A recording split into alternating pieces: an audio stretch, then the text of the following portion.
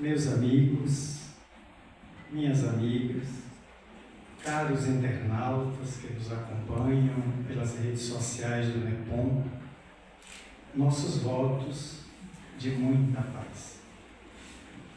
Me senti profundamente honrado quando o NEPOM nos dirigiu o convite para a estreia desse círculo de palestras comemorativo dos 160 anos da obra já mencionada e também do aniversário da própria instituição, o Núcleo Espírita da Polícia Militar, da qual tive a honra de fazer parte quando atuei durante 8 anos no Colégio Militar de Tebizeiro, ministrando aulas de Estatuto da Criança e Adolescente para os aspirantes a oficiais.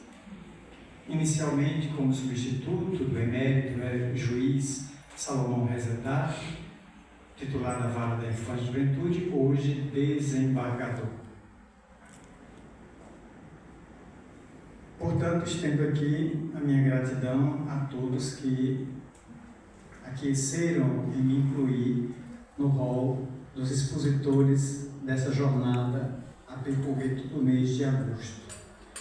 Aqui representando também como diretor a Federação Espírita do Estado da Bahia, trago dela um abraço a todos os presentes, cumprimentando nosso amigo Carlos Eleutério, que estuda conosco toda quarta-feira, meu amigo e meu irmão James Ney, e Anselmo, que é o amigo querido do peito. Não é exordio, mas vive no meu coração.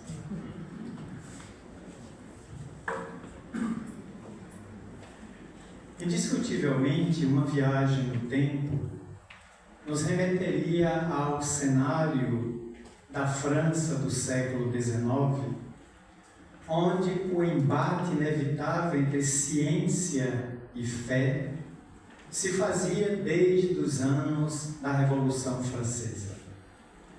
Após os revoltosos, no café da periferia de Paris, ter dito cidadãos às armas,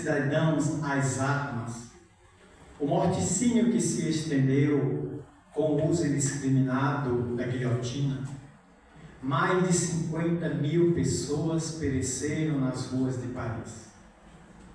Deus foi contestado pela deusa razão.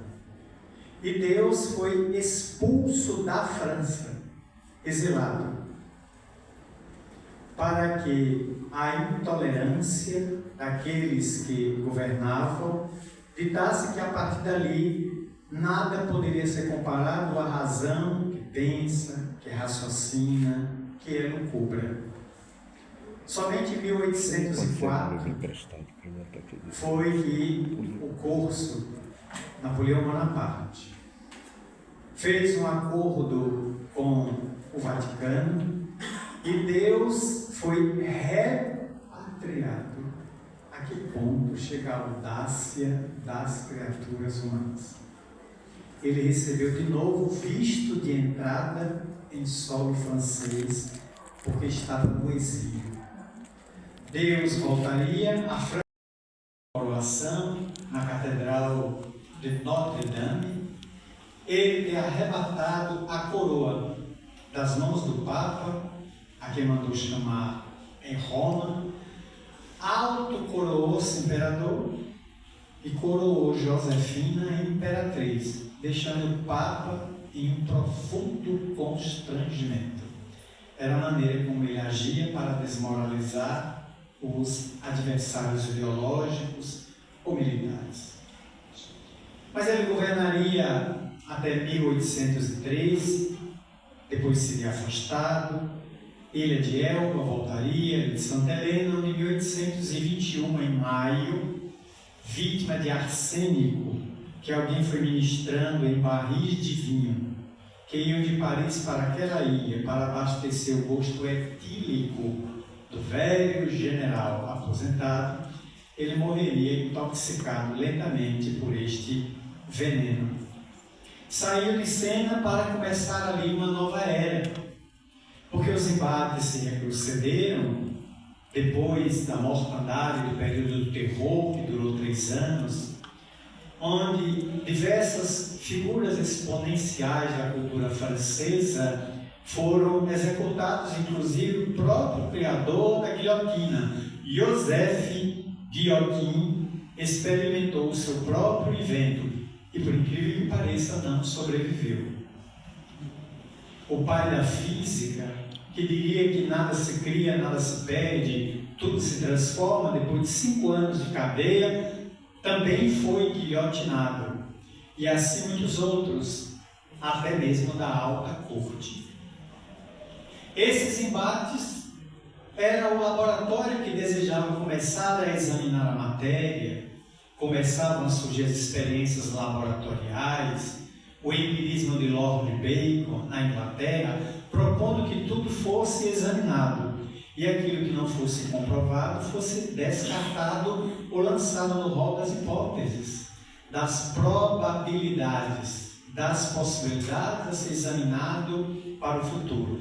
Mas a intolerância religiosa se firmava ainda nos velhos cânones de Ptolomeu, que havia estabelecido que a Terra é parada, ela não gira, o universo é quem gira em torno dela. E mesmo com os avanços já propostos por Galileu Galilei, alguns séculos antes, Nicolau Copérnico e outros astrônomos de ponta, ainda permanecia o arcabouço de um entulho teológico de difícil digestão. Então, nesse período de conflito entre duas forças, uma que vivera amordaçada, a ciência, e a outra que era o algoz, que era o carcereiro implacável de todas as liberdades humanas, a religião intolerante, o clericalismo, o sacerdócio organizado e remunerado, o embate começava e foi nesse caldo, nessa cultura que nasce o pensamento espírita. Os espíritos se propõem a não inaugurar o movimento na França. O fazem, não foi em Redesville, não. Foi em Mata de São João, aqui perto de Salvador. Em 1844, 5 anos antes dos fenômenos de Redesville com a família Fox, uma modesta lavadeira, possuidora de uma residência humilde, na periferia então de um distrito que era Mata de São João, toda terça-feira promovia sessões mediúnicas em sua casa. Alguém denunciou essa mulher ao delegado local. O delegado local emitiu uma carta precatória ao então intendente da Bahia para que ele autorizasse a abertura de um inquérito para apurar estranhas ocorrências que se davam nas terças-feiras numa residência na periferia de Mata de São João, onde o diabo estava se manifestando. A carta precatória é um documento oficial que oportunamente foi encontrada por uma pessoa e entregue, graças a Deus, a Divaldo Pereira Franco. E esse documento, certamente, para o futuro, irá para um museu da história do Espiritismo, porque temos um documento de natureza oficial, retratando que já haviam fenômenos aqui. Já havia fenômenos em Fortaleza, no Ceará, cerca de 1 ano, 2 anos depois, também já registrados e descobertos graças à iniciativa do historiador Luciano Clay Filho, professor de História do Exército Brasileiro no Colégio Militar de Fortaleza, que descobriu também arcanos. Mas em 1848, dia 31 de março, estoura o fenômeno em Redesville, dentro de um barracão de madeira, onde uma família protestante, um pai, 3 filhas e a esposa, todo mundo protestante. O fenômeno irrompe durante todo o mês de março, culminando no dia 31, onde foi insuportável dormir, tamanho as pancadas. O pastor John Fox dá um exame completo dentro e fora do barracão e não acha nada que pudesse estar provocando. Mas diante dele e das filhas, todo mundo assustado dentro de casa, a madeira estala. E uma das meninas entre Margarida, Léa e Catarina Fox, uma delas resolve tomar a lamparina do pai e se dirige ao pé rachado, nome que deu ao barulho. Seu pé rachado. Eu vou propor que eu vou fazer perguntas. E o senhor pode responder sim com uma pancada, não com duas. O senhor é homem ou é mulher? Por que está fazendo isso? E o discurso lento, se arrastando, perdurou a noite toda até o amanhecer, quando se percebeu que era alguém desencarnado, assassinado ali há 10 anos. Portanto, Charlie Rosman foi o seu nome depois descoberto por uma família que residia ali anterior aos Fox. E que o corpo dele estava ao lado da casa no areal. Ele pedia pelo menos que se desenterrassem suas mandíbulas, partes dos dentes, da arcada dentária, para ser sepultado no dia seguinte. Após escavações a 1,35 m, 1,40 m, se descobriu restos de cabelo e ossada, se confirmando a comunicação dada durante a noite. Como um rastrilho de pólvora, a informação corre por cidades americanas. Juízes, deputados, senadores, médicos, pesquisadores interessam-se pelo fenômeno que chega até a Casa Branca, porque em 1865 Abraham Lincoln, o presidente assassinado, desenvolveu sessões mediúnicas dentro da Casa Branca, confirmadas já em livro estas sessões mediúnicas. Nem a Casa Branca se eximiu de fazer suas evocaçõezinhas para ajudar o presidente a governar, o que não o impediu de ser assassinado por ser abolicionista à época. O fenômeno percorre os Estados Unidos e vai repercutir na Inglaterra, pode atravessar o Atlântico. Bristol, Manchester, Londres, Liverpool e outras cidades há histórico de sessões mediúnicas, para depois atravessar o Canal da Mancha e desembarcar no solo mais promissor da época. Tudo tem uma razão de ser. Portanto, desembarcando na França, qualquer movimento na França, a cidade mais cosmopolita da época, repercutia no mundo, porque o segundo idioma da humanidade era o francês para a época. Como hoje, quem quiser brilhar, vá para Nova York. Não perca tempo com Salvador ou Xorroxó. Vá para Nova York, é ali que você brilha, hoje, porque é a cidade que expande qualquer pessoa para qualquer lugar do mundo. Portanto, surge o fenômeno das mesas girantes, os salões de Paris, barbearias, qualquer espaço grande reunia pessoas para ver cadeiras bailarem, mesas de 70 quilos de peso flutuarem no ar sem contato humano. Mas aquilo só atraiu curiosos. Ninguém se debruçou com coragem de examinar o fenômeno por uma ótica científica. O que é isso? Quem é que está fazendo isso? Já sabemos da lei da gravitação universal. Isaac Newton tinha vivido quase um século antes. Estabelecido essas leis.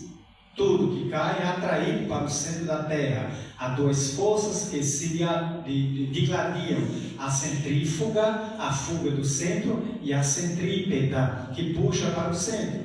Tudo na Terra cai, flutua, só na Lua, onde não há atmosfera.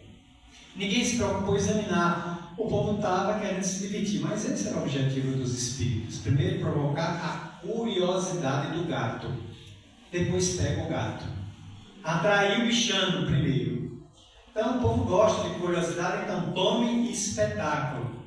Até que um homem forjado na sua história extraordinária nasce em 1804, 2 meses antes da coroação de Napoleão Bonaparte na Catedral de Notre-Dame. Vai fazer todo o seu curso primário, digamos primeiro grau, segundo grau, para os padrões da época, em Yverdon, na Suíça, cidade onde estivemos em 2018. Durante o domingo, o dia todo, estivemos nessa cidade, vim de Biel, na Suíça. Quando de volta, esteve conosco ministrando um seminário. Começou 9 da manhã e foi até 5 da tarde. Ocasião em que pude percorrer todo o castelo de Pestalozzi, uma imensa fortaleza de pedra, construída há 600 anos, e na época adquirida pelo eminente mestre da pedagogia, João Henrique Pestalozzi, onde instalou o seu colégio mandando arrancar as portas. Não tinha portas, tudo era aberto, mas só entrava se você fosse chamado. Se não é do seu assunto, não meta as caras. Não me apareça numa sala se você não foi chamado. Era assim que ele tratava. Proibido o aluno ter respeito, só entrar no ambiente se for chamado.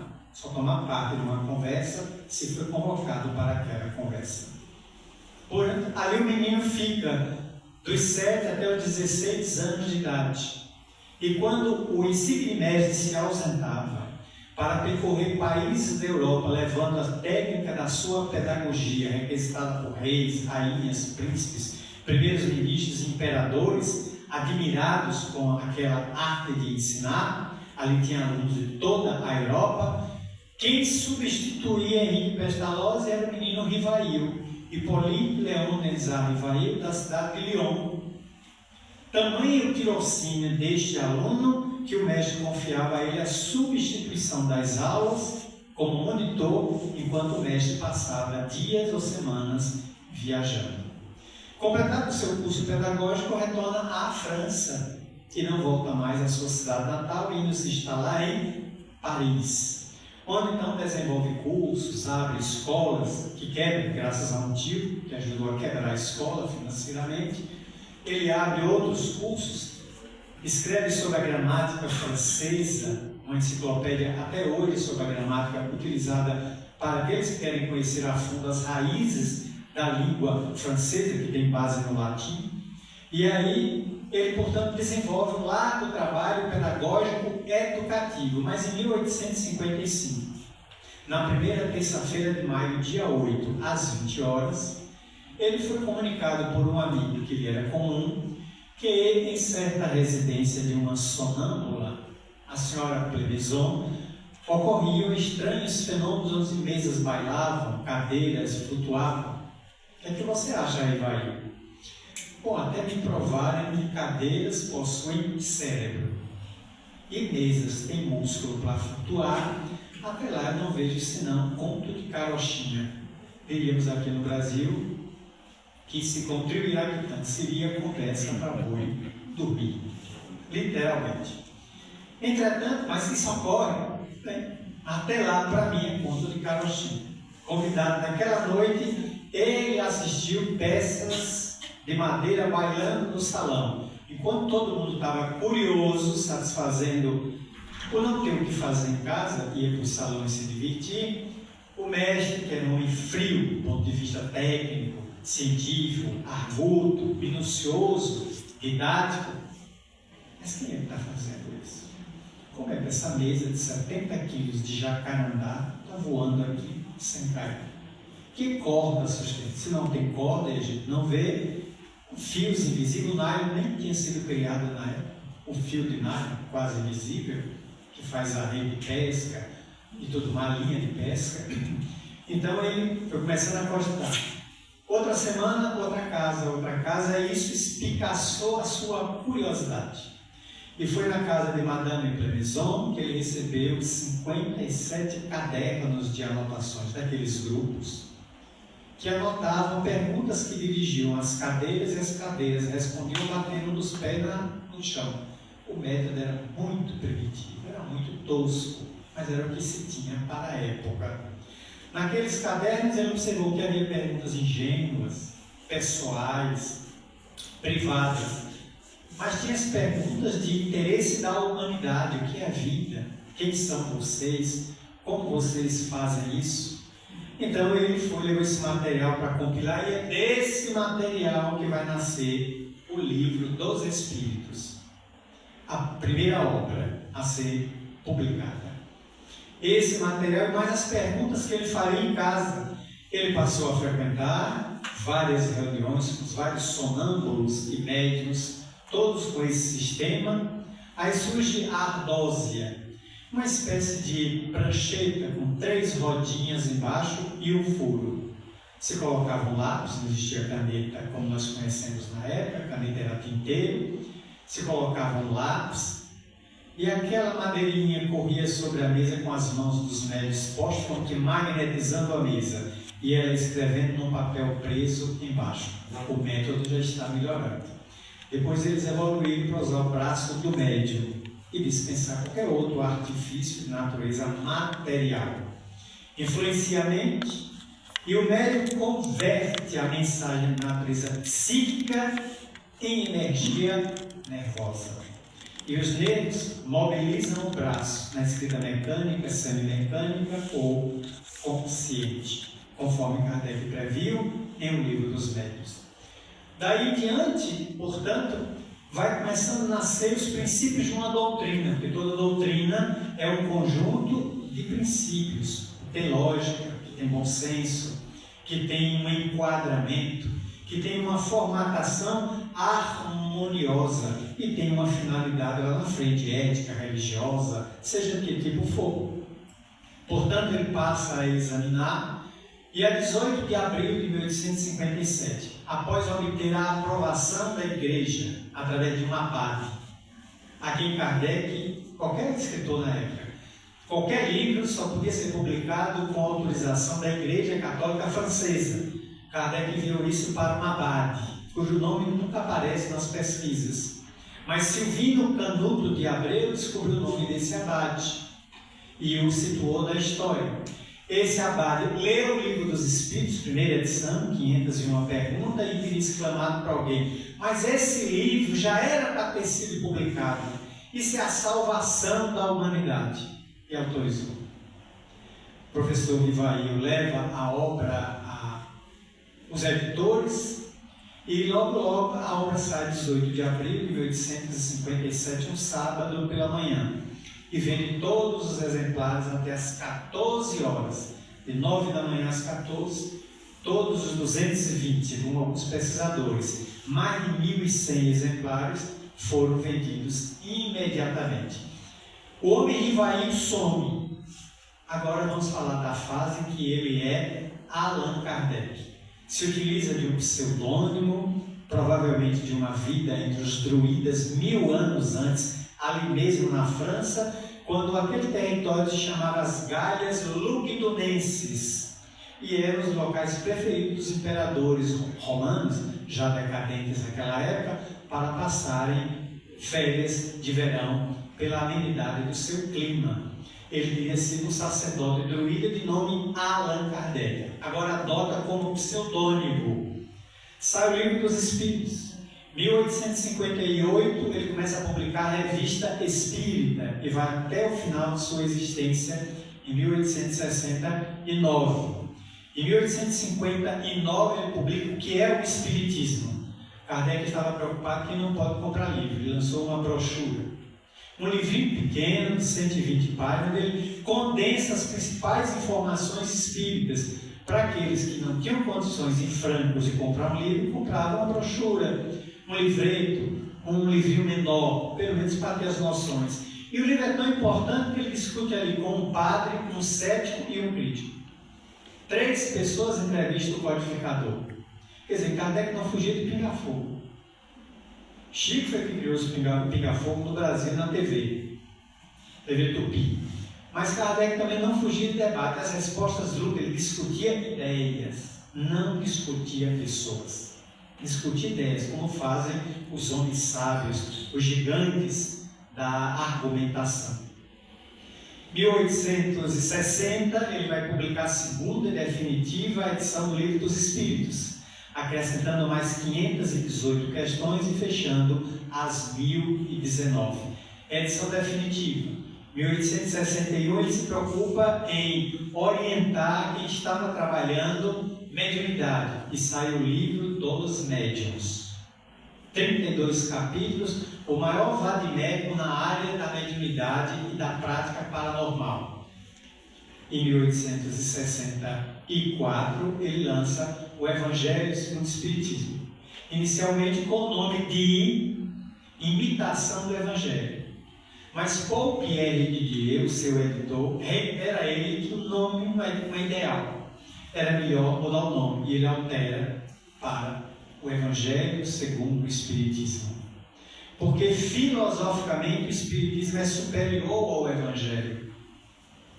Filosoficamente, eu falei, está em negrito, fonte Arial 14, para não ficar dúvida.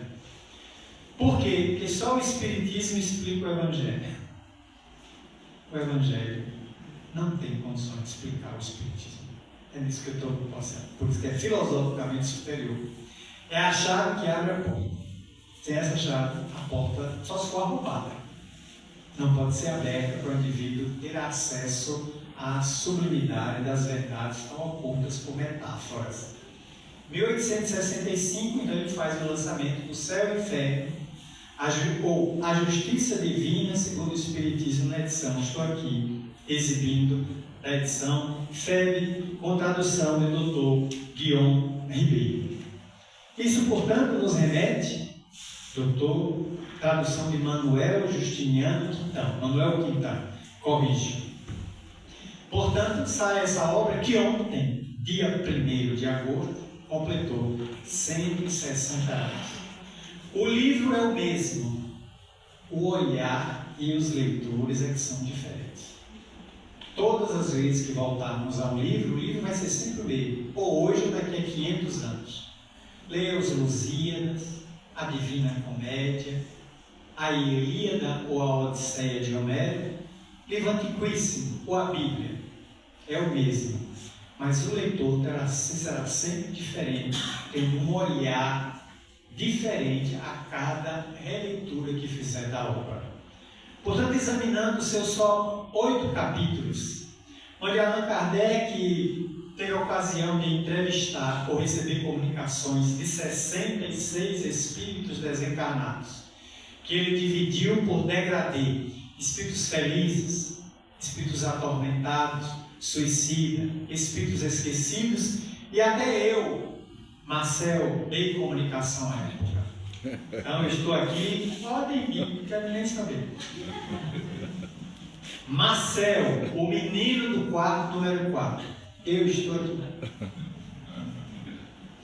Se quiserem ficar com inveja, fiquem, não estou nem aí. Eu faço parte. É só o nome, gente, porque meu nome é francês. Né? O nome Marcel, sem o O, é francês. O menino vem revelar depois de 8 anos de idade. Veio do interior da França, tratar em Paris. Uma doença grave. Tomava remédio, mas a doença o matou. Mas enquanto esteve internado, o menino deu exemplos extraordinários de renúncia e de estoicismo diante da dor. Porque ele pedia ao médico um pouco mais das pílulas da época, acredito que sejam morfina, era o que anestesiava a dor à época, a morfina é muito antiga. Ele pediu um pouco mais de morfina e o médico dizia: mas Marcelo, para que você quer isso? É para não gemer de madrugada. E quando eu gemo, eu perturbo os outros que estão descansando. Menino de 8 anos dizer um negócio desse. Impressionou os médicos, cada um ficou sabendo disso. Mas a doença avançou, matou o menino. Kardec o evocou 30 dias depois. E o menino se comunicou para dizer: era uma etapa de uma reencarnação anterior que vim completar. Então, completa, agora eu sou feliz. Não tem problema aqui nenhum no além, posso ajudar a humanidade e preparar uma próxima reencarnação dadivosa e rica, sem dívidas com o passado. Só vim completar aquele período. Mas não que vem essa grandeza? Eu me desenvolvi espiritualmente em outras existências. Apenas demonstrei o que eu era. Uma pessoa tolerante que não deseja perturbar a ninguém. O depoimento está aqui. Então são 66 depoimentos, mas a primeira parte é impactante, porque para os tempos que estamos vivendo, talvez seja essa o cerne, o miolo central das nossas reflexões da tarde, é que estamos diante de que Kardec não teve nenhum receio, teve coragem de enfrentar para a época uma questão que estava sediça, que estava sedimentada, ninguém questionava. Existem 4 lugares depois da morte. E ninguém quer contestar isso com a Santa Madre Igreja Católica. Você é ruim, você vai para o inferno, e o inferno é embaixo. Pode descer. Pega o elevador para baixo. você é bom, virtuoso, digno, você vai para o céu, pode subir. A terra sendo parada até tem lógica, mas como ela gira, os anjos moram em cima, Satanás mora embaixo. A cada 12 horas a terra gira, então significa que os anjos passam a temporada no inferno, queimam as asas tudo, e Satanás passa uma temporada 12 horas no céu, que quebra tudo, deixa a terra arrasada, porque tudo gira. Mas essa foi a tese de Galileu, não aceita para os padrões da época. Isso já estava em questionamento desde Galileu, de Nicolau Copérnico, que propôs também, veio do geocentrismo, o heliocentrismo. O centro do nosso sistema solar é o Sol. Os planetas giram em torno do Sol. Mas o Sol também faz um percurso em torno de Sírius, que dura 260 mil séculos. Ele demora para dar um giro, arrastando seus 8 filhos. Não consideram mais Plutão, porque foi desmoralizado, né? Então, 8 filhos e um subversivo na última fronteira, diz a astronomia internacional. Por isso mesmo, esses 2 estados são básicos, estão na cultura das pessoas, para o inferno. Meu Deus, você é meu céu. A gente usa muito essa expressão nas conversas do cotidiano para se referir a um estado bom e um estado ruim. Mas tem outros 2, o purgatório. Quem pode esquecer que durante a Idade Média surgiu uma situação complexa que a igreja resolveu rapidamente. A emergência de uma classe social chamada burguesia, que tinha o que todo religioso adora: din-din, arame, money, dinheiro, dólar, verdinha, lobo-guará e outras expressões. Então, se precisava desse dinheiro, e a classe burguesa disse: o que é que a gente leva com isso? Eu tenho din-din, vocês têm a salvação. Vamos trocar? Deixe em testamento meu dinheiro para tal ou tal religião e vocês então oram por mim. Corpo presente, 7º dia, 30º dia, 1º ano, 2º ano, depois a Polícia Federal carimba meu passaporte, eu saio do inferno ou do purgatório e vou para o céu. Eu quero um lugar de transição. Não mereço o céu, porque fui especulativo. Não vou para o inferno porque eu tenho dinheiro. Eu posso comprar minha salvação. Quem comandava a igreja romana da época concordou.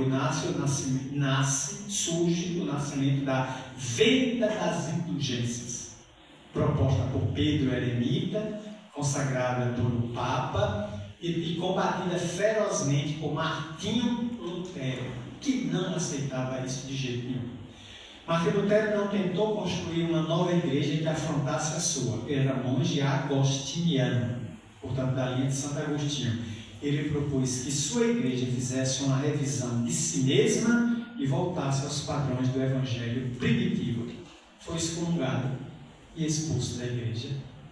Mas quem aproveitou suas ideias, John Wycliffe, João Calvino, Henrique VIII na Inglaterra, todos aproveitaram a ideia de se libertar da igreja.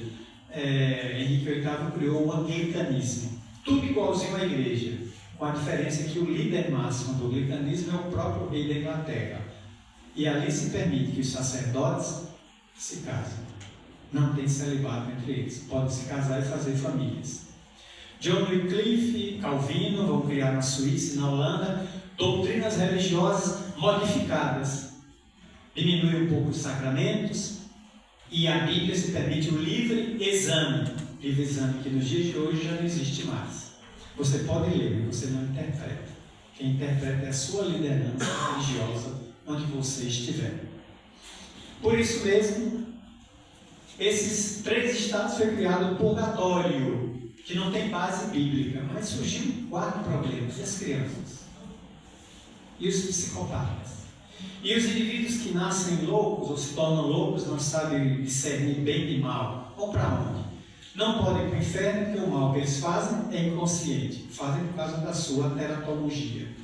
Não tem mérito, porque não fizeram bem, são psicopatas, não podem ir para o céu. Não tem dinheiro, não vão para o purgatório, é que o limbo.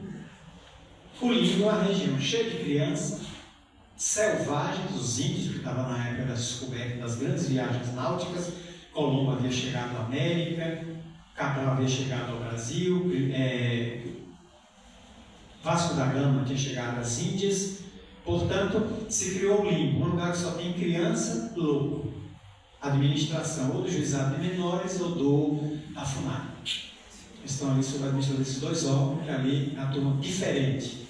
Isso foi objeto de um pensamento ou de uma revisão quando o Papa Ratzinger, Bento XVI, assumiu a igreja por 6 anos apenas, depois renunciou e viveu mais 10. Ele constituiu uma comissão internacional de 22 sacerdotes e padres, sob o comando de um cardeal. Havia um cardeal brasileiro, um padre brasileiro, que apresentou a ele um relatório de apenas 45 páginas, dizendo a ele que o limbo não tinha base e sugerindo a ele que tirasse o limbo da igreja, ele fechasse. Ratzinger não fez isso oficialmente. Oficiosamente o limbo deixou de ser citado em documentos clericais. É como se você fechasse na terra uma instância no além. Eu só não sei a natureza do decreto, se era medida provisória ou era decreto-lei. Ainda está em estudo, né? Mas fechou. E a criançada foi despachada para casa, para o céu. Os psicopatas estão atendidos em manicômios, em algum lugar, mas se esvaziou. Ficou esses 3.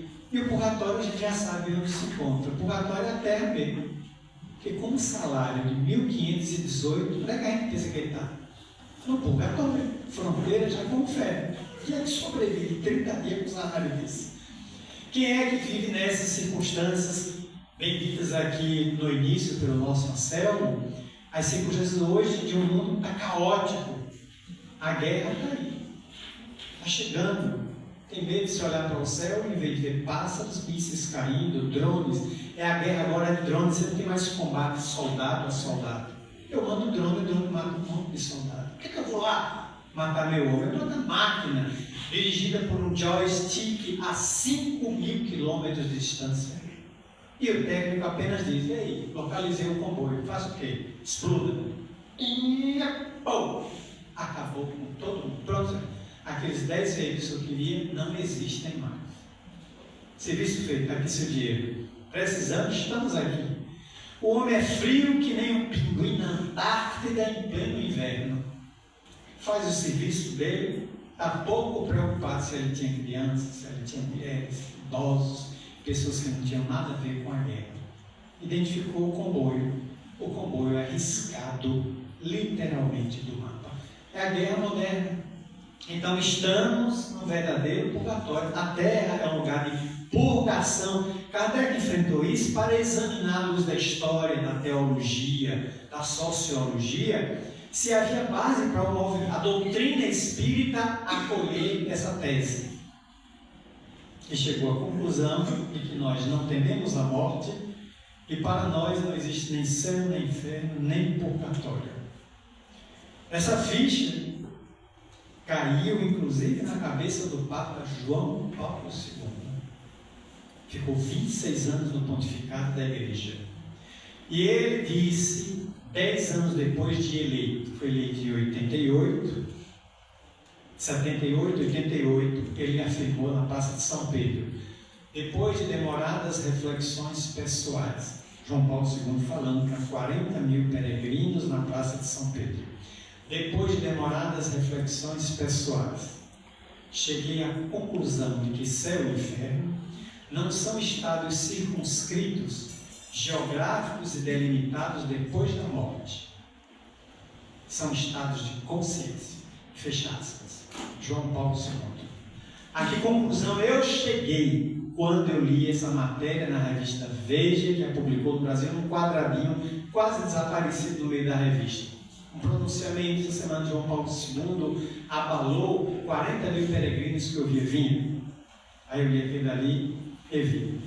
O que concluí foi que João Paulo II andou lendo Kardec escondido dentro do Vaticano. Paulinho andou lendo Cacá escondido. E chegou às mesmas conclusões que nós chegaríamos. Como ele já está lá conversando com Kardec, já chegou à mesma conclusão. Então, Quanto isso nos alivia. Sabemos que após a desencarnação não vamos para nenhuma instância, nem outra, das três aqui já comentadas. O limbo já está fora, é pedra fora do baralho, fora do tabuleiro. Nós vamos entrar apenas no plano espiritual, que não é lá, é aqui. Aqui estamos cercados de mundo espiritual. Ele interpenetra o mundo material. Saímos na rua, espírito caminhando, desencarnado para cima e para baixo, nas calçadas, pegando metrô, pegando ônibus, esperando condução, achando que ainda está encarnado. Tem gente que sabe que está desencarnado, transitando pela rua, invisível ao humano. É questão do mundo espiritual, que intermedia, interpenetra esse mundo. É para onde a gente vai? Para o mundo espiritual. Mas e esses estados? É o estado íntimo que eu me causei. Conforme eu tenha vivido com nobreza ou dignidade, estarei em paz. Conforme eu tenha vivido mal, em desacordo com as leis humanas e as leis divinas, edificarei o meu inferno particular e privado. Se estiver em resgate, consumido pelo remorso, por este sentimento, estarei no verdadeiro purgatório. Ele retratou isso nos 66 depoimentos que ele trouxe. Então, esse livro se avulta porque ele teve a coragem de enfrentar numa época que ninguém desafiou os cânones da igreja. E Kardec não queria atrito com a igreja. Ele queria discutir isso sob a luz da ótica, do bom senso, da lógica. E foi examinando, mostrando como é o inferno pagão, adaptado do inferno mitológico. Na mitologia também havia o deus dos infernos, Hades, Plutão, conforme a mitologia grega ou romana, e nas portas do inferno vivia um cão que tinha 3 cabeças, Cérbero.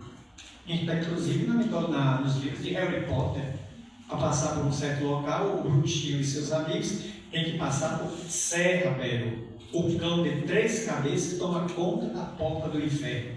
Não sei a raça, se é Pitbull ou Yorkshire, está em dúvida isso aí, mas é de pouca importância isso. Mas está lá. Tudo isso foi adaptado para colocar um ser inimigo de Deus.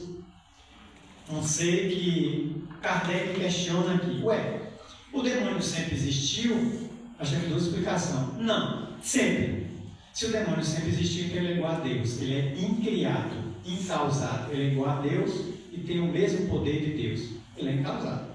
Aí a pessoa pode dizer, não, eu quero refazer minha resposta. Não, ele foi criado, então foi criado por Deus. Então Deus criou um filho com defeito de fabricação.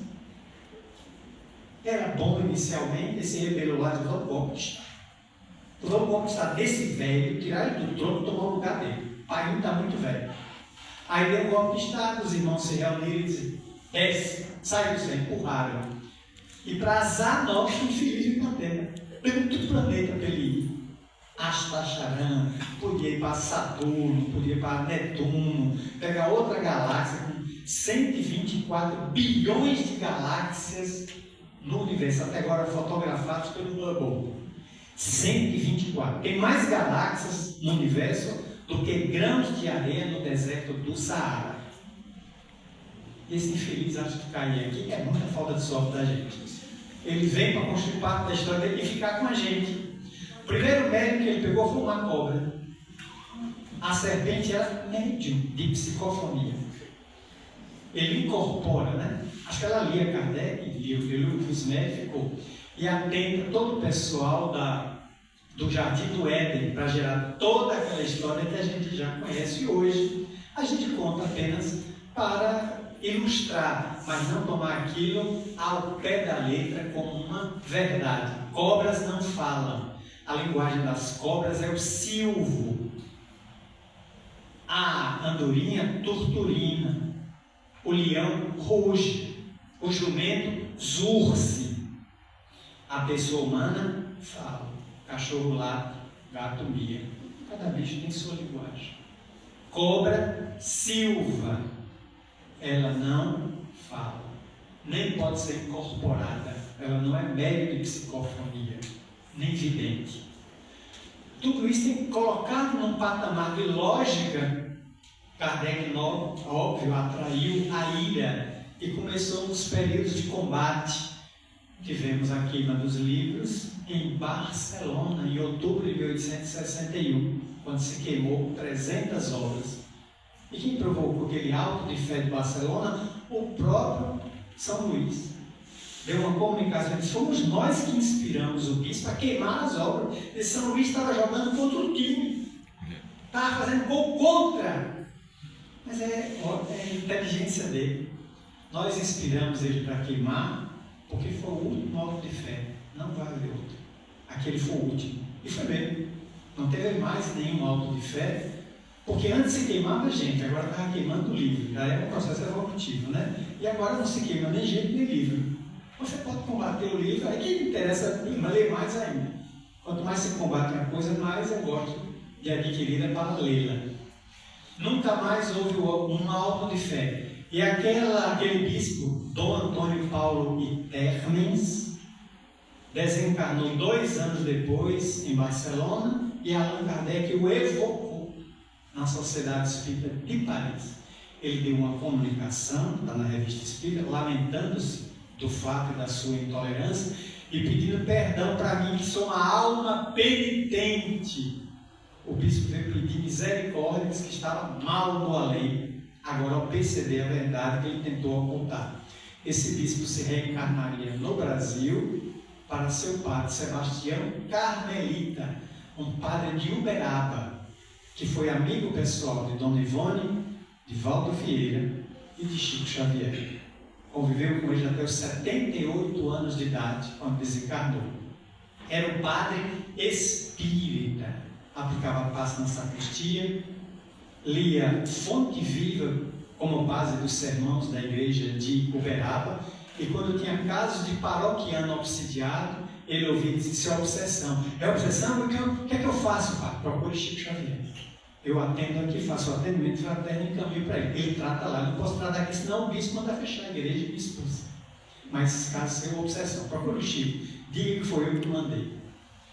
Padre espírita, como tantos outros que estão por aí examinando o impacto desse livro. Então agora nós estamos diluindo essas construções teológicas, porque elas eram imprecisas, inverídicas, e elas não se sustentam sobre nenhuma lógica. Portanto, nenhum de nós a temer mais.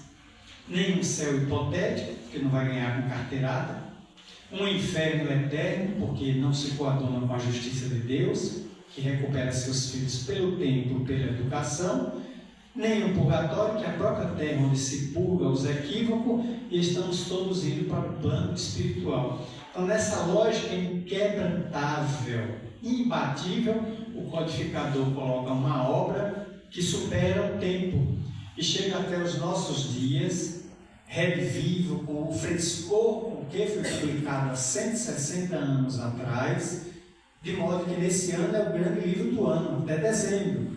Vai ser objeto de várias discussões, como o nosso congresso, previsto para 30 de outubro até 2 de novembro, no Hotel Fiesta. Vamos utilizar a frase nascer, crescer, envelhecer, morrer, renascer sempre, progredir sempre, tal é a lei. Fizemos aqui os complementos. Vai ser a base do nosso congresso, já com 500 pessoas inscritas, só temos 1.200 vagas por causa da limitação do Hotel Fiesta, e lá oradores e palestrantes vão promover oficinas, colóquios, debates, mesas redondas, roda de conversa, de modo a nós aprofundarmos as questões, retirando da mente de muita gente a noção de que está perdido. Não tem nada perdido. Jesus garantiu que nenhuma ovelha confiada a ele se perderia. Portanto, nós nos salvaremos a nós mesmos. Ninguém vai nos salvar. Nós é que vamos cuidar da nossa própria salvação. O outro vai cuidar da salvação dele. E nos ajudando mutuamente, avançaremos para adquirir um céu interior. Aquele céu que eu vi na larga convivência com Divaldo Pereira Franco. 40 anos que conheci. 20 anos de convivência próxima. Viagens nacionais, internacionais com ele, passagens, ficar no mesmo hotel, passarmos horas conversando na cozinha, na lanchonete, em aeroporto, trocando ideias, e ver que ele era sempre otimista, sempre tranquilo, sempre sereno, cumprindo com o dever. Nenhuma ambição como um hipotético céu. cumprindo o dever dele, demora muito bem. Em paz, no além, certamente, convivendo com as suas afeições que partiram antes dele e prosseguindo no trabalho do bem e voltando, quem sabe, a qualquer momento aí, para nos ajudar a compreender melhor essa excelsitude, essa beleza de que é a vida. Por isso exaltamos aqui o céu e o inferno, seus 160 anos, agradecemos o convite generoso do NEPOM para trazer essa obra, que inicia um seminário, mas seminário a gente aplica com carga horária de 3 horas, bem mais longa, para ver aspectos com mais detalhes, como diria Roberto e Erasmo Carlos, desdobrar mais detalhes de uma obra que nos fascina e pode ser lida para frente ou para trás, 8 capítulos. E o último encerra com Maître, o cego, alguém que na terra desencarnou vitimado pela cegueira, os olhos apagados, vem trazer o seu depoimento, que agora vê, enxerga o além.